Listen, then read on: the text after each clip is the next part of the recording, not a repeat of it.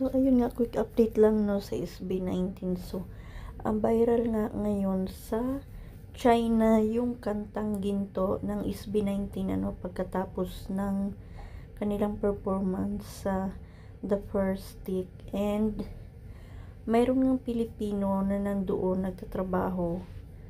Is viral daw talaga ngayon dahil kahit na sa mga shop, sa apps, pinapatugtog, or sa radio station pinapatugtog yung Ginto. So ayun, syempre congratulations sa SB19 and sana dumami pa dahil alam naman natin kung ano talaga yung gustong maabot ng SB19. So ayun, syempre congratulations din doon sa kanilang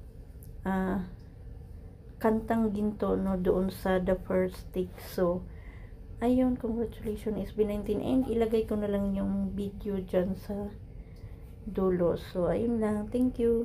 Is making noise in China.